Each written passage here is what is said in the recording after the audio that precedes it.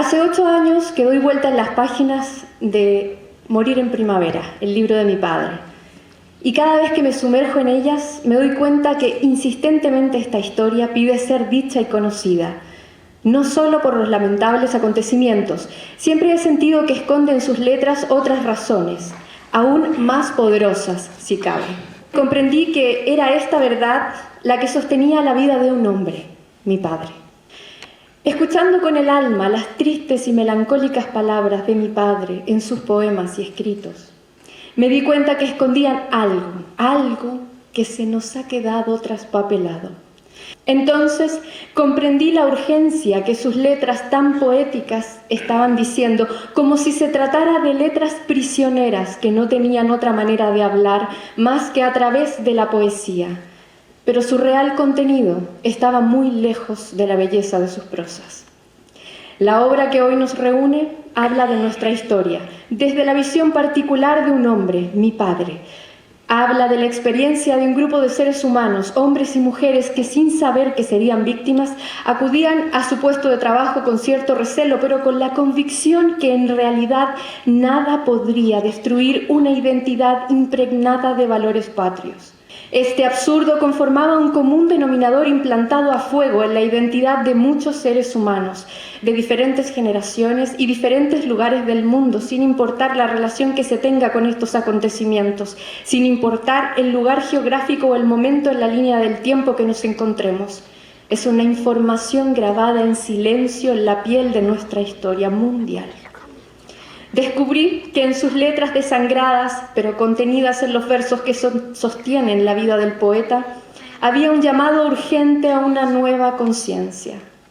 En la institucionalización del absurdo, de la sangre derramada, de la bestia agitada y la garra que se expande en un camino hacia el infierno, solo podía haber un mensaje de esperanza para los que continuamos.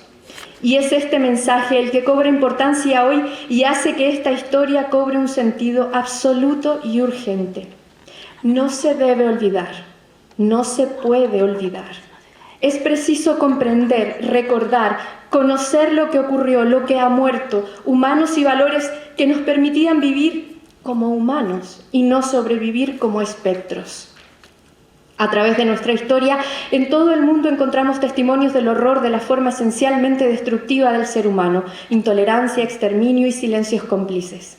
En cada uno de estos momentos sentenciamos a nuestra especie a quedar atrapada en círculos de absurdos, obligados a repetir una y otra vez. Quizás no podemos evitar que los ciclos trágicos se repitan, pero sí podemos evitar la destrucción del ser humano hacia el ser humano y su entorno, al menos en eso quiero creer. Elevando nuestra conciencia, como la primavera, que insiste en renacer una y otra vez para devolver vida a la vida. La única diferencia es que ella, en su eterna belleza, no toma partido, ni tiene conciencia. Esto es tarea y responsabilidad nuestra. Este es un momento imperativo para ser creativos, momento de empoderarnos, donde nuestras conquistas vayan hacia dentro de nosotros mismos y el poder más fuerte y valioso sea aquel que proviene de nuestro interior y no tiene más alcance que el sometimiento propio. Es tiempo de escuchar, es tiempo de humanizar. No sirve de nada globalizar si no podemos humanizarnos. Somos los gestores de todas las acciones y decisiones de nuestra vida, activamente. Y si entramos a un momento de esta historia en que podemos acceder realmente a información valiosa que nos ayude a parar estos ciclos destructivos y pudiéramos cambiar las cosas, ¿cuántos de los que estamos aquí estaríamos dispuestos a hacerlo? Este último tiempo he meditado mucho respecto a este tema. Soy parte de este sistema y aspiro a lo mismo que la gran mayoría en este mundo.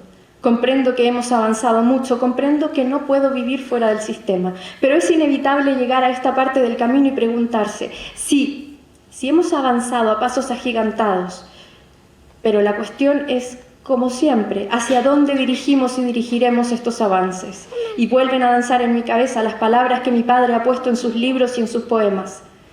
El afán de poner este momento histórico nuevamente sobre la mesa es el de acusar la necesidad de reinventarnos en una sociedad más tolerante, más respetuosa, más constructiva, humilde, que aprende de sus errores. Y, ¿por qué no?, más amorosa, sobre todo, más responsable. Es por esto que reinventar nuestra manera de vivir acudiendo a nuestra historia es rendir tributo a lo que somos, a todo lo que ha sido. Hablo de manera urgente sobre una apertura de conciencia. Hablo de intervenir en esta crisis mundial que a algunos afecta de manera más violenta que a otros, pero eso no significa que no ocurra con una violencia de cualquier manera agazapada. El mercado no puede resolver nuestros problemas, eso no es cierto. Los necesita. Ni los gobiernos, ellos solos tampoco pueden. Y no importa del lado del color que sean, con la indiferencia y la ignorancia del pueblo, como resultado solo es posible acrecentar la corrupción de aquellos que tienen más accesos, otorgados por ese poder, por nosotros. Hemos llegado a un punto en el que nos encontramos como víctimas y victimarios al mismo tiempo, como causantes y afectados, en una rueda que no deja de girar porque en este sistema, la bestia que tanto menciona mi padre en su libro, al parecer, ha delegado en nosotros mismos la labor de autodestrucción a través de nuestra ignorancia o indiferencia. Y esta es una parte de la tremenda verdad que encontré en los escritos de mi padre. Creer en nuestra humanidad, creer en nuestra historia, conocerla y mirarla de frente, nos ayudará a seguir adelante, a crecer para ser responsables y maduros en nuestra vida colectiva. Mi historia personal, en muchos aspectos, ha sido bastante difícil y he cometido muchos errores. Hacerme cargo de ellos y aprender de mi propia historia ha sido realmente maravilloso y gratificante, pero no es suficiente. Me he dado cuenta de que es solo una ínfima parte de una gran historia colectiva, una parte del todo, la que es muy necesaria para que mi propia historia tenga sentido dentro de mí y en mi entorno, la que es necesaria incluso para los que aún no llegan a este mundo. Es una historia que en realidad es un eterno presente. Y esta es la otra parte de la gran verdad encontrada en los escritos de mi padre. No se debe olvidar, simplemente para poder seguir viviendo. Encontrarme con personas que se resisten a hablar de sus muertos y que en muchos sitios sigue siendo un tabú doloroso y continúa dividiendo familias y pueblos es por lo menos inquietante. Como si en algunos casos se tratara de algo pasado de moda o algo que es mejor silenciar porque el sistema esta verdad no la acepta. Además de la nociva costumbre que tenemos de normalizar aquello de pásame la ensalada, alcánzame la bebida, mientras asesinados, suicidas, maltratadores y maltratados desfilan en nuestra televisión, inyectando una especie de anestesia que nos hace cada vez más resistentes y tolerantes al dolor, sin cuestionarlo por más de un par de minutos. Aceptamos porque es la única manera de seguir. Pero, ¿y si recordar fuera otra manera de seguir? Pero el problema más grande, a mi parecer, es que toda esta aversión social al tema de recordar tiene que ver con una cuestión fundamental para mantener a esta bestia, que nos obliga a olvidar y silenciar para poder consumir, como queriendo llenarnos los vacíos que tiene el alma, como reclamando inconscientes esos valores que los nuestros intentaron meterse en sus carnes desgarradas aquel 11 de septiembre, en esa primavera en la que triste y nebulosamente todo murió. Es fundamental reinventarnos, es fundamental recordar. No se puede olvidar, no se debe olvidar, para que en ningún lugar del mundo vuelvan a estallar carcajadas asesinas que fagociten nuestra humanidad.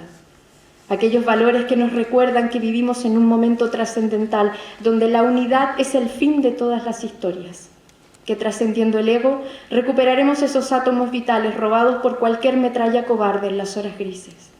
No se debe olvidar para que la vergüenza no aniquile nuestra humanidad. Para mí es un acto de gran amor, un profundo acto de amor universal por la vida, por mi padre, por mi madre, por todos los padres, por todos los hijos e hijas, madres, hombres y mujeres que se fueron, pero también por los que estamos, por los que nos quedamos, por los valores que quedaron tirados en las charcas de barro, en los pozos de dinamita, en el fondo del mar.